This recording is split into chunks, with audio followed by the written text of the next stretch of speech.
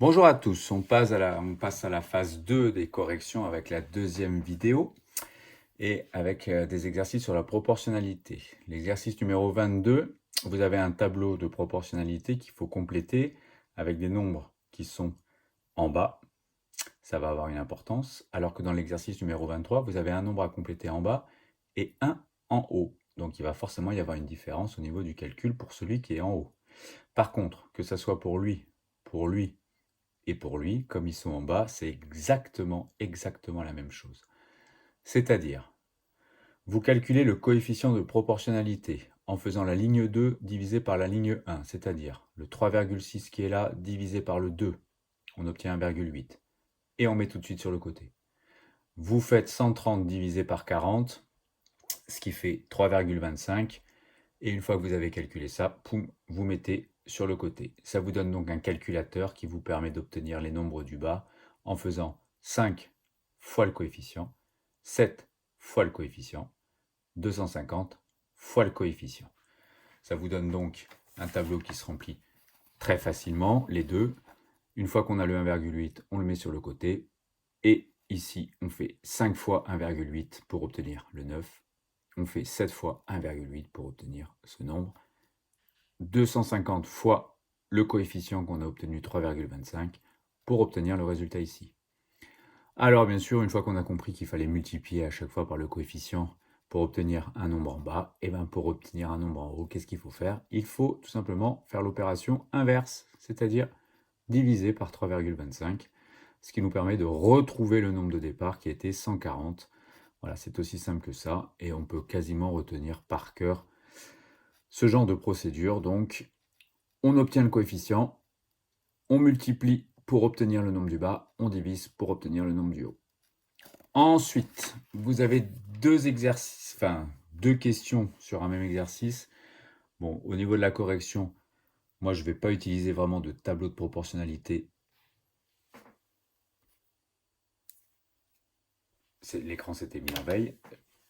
Je ne vais pas utiliser vraiment un tableau de proportionnalité, je vais plutôt m'orienter vers ce qui va avoir un petit peu de futur pour vous et d'avenir. C'est la quatrième proportionnelle que vous allez retrouver en quatrième.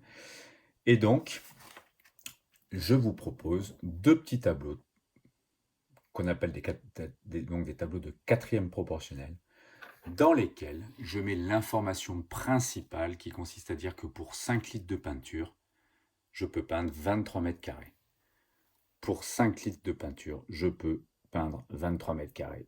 Pour 5 litres de peinture, je peux peindre 23 mètres carrés. À partir de là, il n'y a plus qu'à regarder les questions.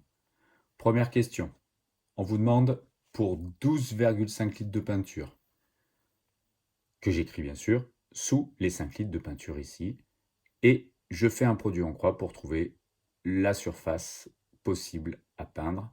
Produit en croix qui nous amène à croiser et à multiplier les deux nombres qui sont là, et on divise par celui qui est tout seul, c'est-à-dire le 5. Dans le B, attention, cette fois, l'information qu'on vous donne, c'est la surface, 80,5 mètres carrés. Donc, dans mon tableau qui était préalablement rempli avec 5 litres et 23 mètres carrés, je mets bien sûr les mètres carrés ici, sous les 23 mètres carrés, donc 80,5 mètres carrés sous les 23 mètres carrés, ce qui me donne un produit en croix qui va être complètement différent, puisque cette fois, les nombres qui se croisent, c'est bien le 5 avec le 80,5 qui est ici, et je divise par celui qui est tout seul. Et là, c'est le 23. D'où les quantités qui sont ici, les résultats qui sont ici. Cette feuille sera de toute façon en PDF sur Pronote. J'espère que mes explications sont suffisantes. Oups, ça donne un petit peu le vertige. Sont suffisantes pour bien vous aider. Rien de très compliqué, c'est juste une histoire de d'énoncés qu'il faut bien lire. Donc lisez bien vos énoncés, ne vous trompez pas entre les unités, entre les différentes choses.